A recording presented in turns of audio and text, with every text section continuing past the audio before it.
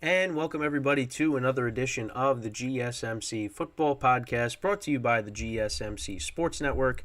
I'm your host, Kenneth Gruenfelder, and as always, it's great to have you guys here on this Thursday. We have a lot to talk about on today's show, but before I get into that, I just want to remind you guys, and I just remembered that I'm kind of spoiling you guys for what the next segment's going to be about, but we'll get into that. But before we go into the rundown of the show, I just want to remind you guys to tip or donate and get your comments recognized. Make sure to go to the following link. That is streamelements.com/gsmcsportsnetwork./tip. Again, that really helps the show. It makes the show more interactive between myself, the host, and you, the viewer. That is streamelements.com/gsmcsportsnetwork./tip. And as always, it is displayed on the ticker on the bottom of the show segment below. So, with that, let's get right into what we are going to talk about for today. Starting off the show, we're going to talk about the AFC South and whether the Texans actually could pass the Jaguars for first place in the division. So we'll get into that. Then in the second part of the show, you saw it already, but we're going to look at the updated draft order of the in the NFL. We'll look at where teams are currently in the top 10 and, what teams might be looking to do, possibly. So we'll get into that. Then in the third part of the show, we're going to talk about Aaron Rodgers and the possibility of him returning in December and whether that's a good idea or a bad idea. Obviously, for me, being an Aaron Rodgers fan, yeah, I want to see him go out and play. But is it worth it? If that's the case, because the Jets right now, not looking good for them. And then in the final part of the show, we will preview the massive game tonight, AFC North battle between the Cincinnati Bengals and the Baltimore Ravens, and that'll be the end of the show. So let's get right into the first topic, which is discussing the other division in the AFC, the AFC South. So obviously this is something I talked about a little bit yesterday, or at least during the week, the fact that the Texans can possibly pass the Jaguars. These two teams actually will meet next week in Houston, which is a humongous game because right now the Texans, they're sitting at 5-4. The Jags, at 6-3. The Texans got a shot. They really do have a shot because Jacksonville, they're struggling on offense. They're struggling. I mean, they could not protect Trevor Lawrence on Sunday at all. He was under duress the whole game, and that forced him into some ugly turnovers. Now, that was against the 49ers, who are one of the best teams in the NFL. But, yeah, that's something to be concerned about. And the way the Texans have been playing and how C.J. Stroud has been playing this year, I've talked about him a lot over the last couple of weeks, and he deserves it because he's been playing really well. And that 15 touchdown to 2 interception ratio is very good. It's very good, and he deserves to be part of those conversations for MVP. The Jags, they got to be worried a little bit. So I want to go through the schedule. The remaining schedule for both teams right now and see, is it eventually, how is it going to shape out? So we'll go through the Texans schedule, and I'm pretty sure I've, done this with some of these with these teams already, but let's go through it anyway. So the Texans, their remaining schedule. So they play the Cardinals this week, which I talked about that a little bit yesterday. The Cardinals, with Kyler Murray being back, and Kyler Murray did look good, a little rusty, but did look good in his debut. The Cardinals are going to put up points, so that could be a tough game for the Texans, but I think they should win that game. I think it'll be close. Then they play the Jags, and they already beat the Jags. Now they're playing them at home. They could win that game. They're home against the Broncos. I mean, listen, the Broncos have been playing better, but that's a team that struggles to score points. I think the Texans can win that. They're at the Jets, which, listen, the Jets have a very good defense, but they can't score. Texans can definitely win that. They're at the Titans then. A divisional game, that could be tough. But I could see the Texans winning that.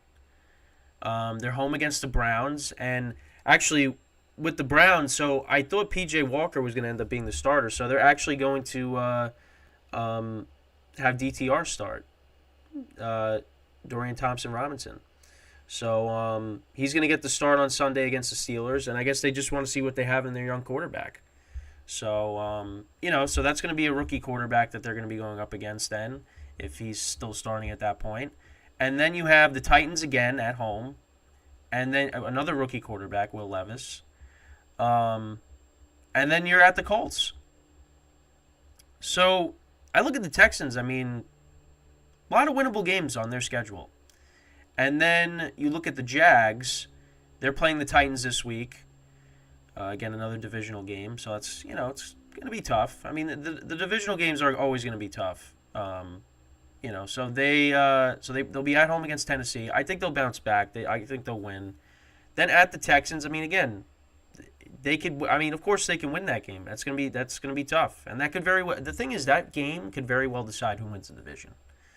Then they're home against the Bengals, which is going to be a tough game. Then they're at Cleveland, which is going to be tough. Then the Ravens come to town on Sunday night, Week 15. At Tampa Bay, home against the Panthers, and then at Tennessee. So I kind of like the Texans right now with their schedule. They got the more favorable schedule than the Jags. So we'll just have to wait. We'll have to wait and see how it goes. But it's going to be exciting. And if you're a Texans fan, you got to be, excited because you really didn't expect your team to do that much this year. I mean, this was kind of a rebuilding year. I mean, the last couple of years, have been rough. Obviously, they've kind of gone through a transition period, and now they're working on getting this team back to being a contender, and they definitely have taken a big step forward. I did say they're overachieving. But I didn't want to say. But I didn't want that to seem like that was a bad thing. They're ahead of schedule. Which how C.J. Stroud has been playing, and I mean, again, you look at their wide receivers. I mean, they're not a lot of household names. And maybe they start getting that running game going. Devin Singletary was great on Sunday against the Bengals, and that was without Dameon Pierce. And you get Dameon Pierce back in, and maybe he starts to run the football better. I mean, the Texans have a good offense, and it's being operated by their young rookie quarterback who's been unbelievable this year. So right now they could beat anybody. If C.J. Stroud keeps playing like that. I mean, they went into Cincinnati and they beat the Bengals. I don't think nobody expected that, really. I mean, the Bengals looked like they were the hottest team in the NFL, and the Texans beat them. So now they're going to be going up against a Jacksonville team after this week that's been struggling, on offense. So we'll see. And they already beat them. They crushed them this year. So, it's going to be interesting to see how this goes. I mean, I could definitely see it. I mean, even if they don't get it right now, they got the third wild card spot. I mean, it's going to be a dogfight for that final wild card spot. Because there's so many teams that are separated by one game. So, we'll just have to see it. Have to see how it goes. I mean, we got some time left here, and anything is possible. I mean, you still got the Colts. I mean, even the Colts, they're 5-5. I mean, I don't see it. But hey, you never know. But right now, it's going to come down to the Texans and the Jaguars. And I really didn't think I would say that. I thought the Jags, they kind of had this division locked up. But C.J. Stroud, especially over the last couple of weeks, he's been on a tear. And, yeah, they're coming for that division. They are. And they have a very good shot. And, I just went over the schedule. Yeah, I kind of like... you kind of lean towards the Texans with a lot of winnable games they have on their schedule. So the Jags, they gotta figure it out. And Doug Peterson did say we got to work on taking more vertical shots downfield.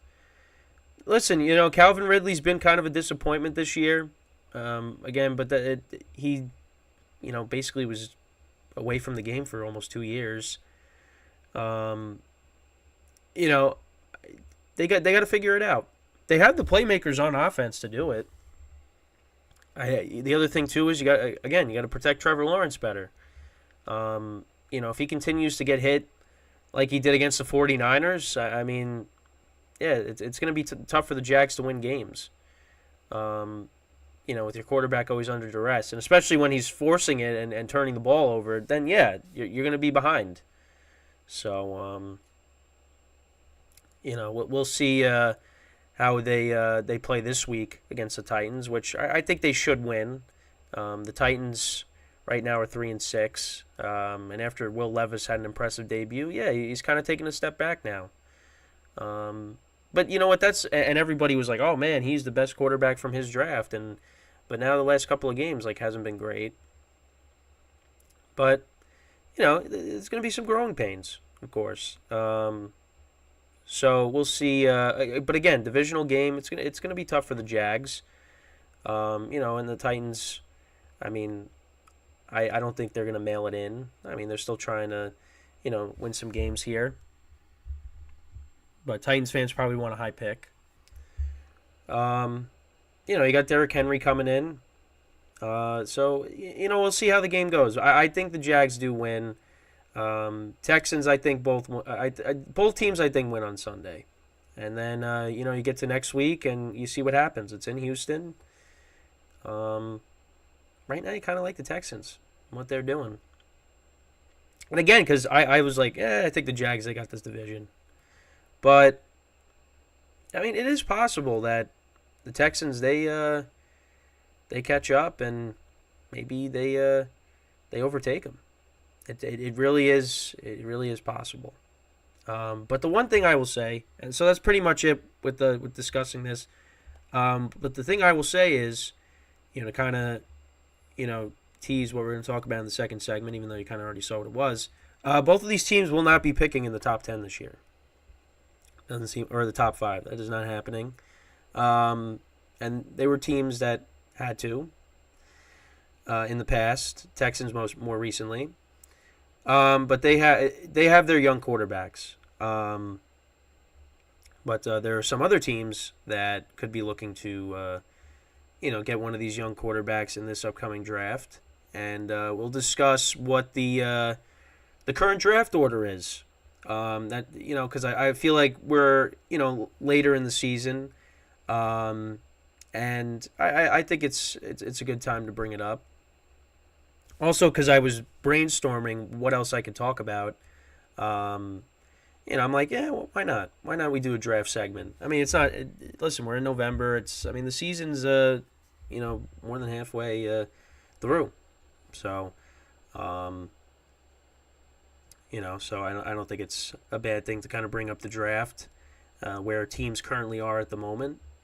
So that'll be what we talk about on the next segment. So stick around and we'll take our first break. We'll be right back here on the GSMC Football Podcast.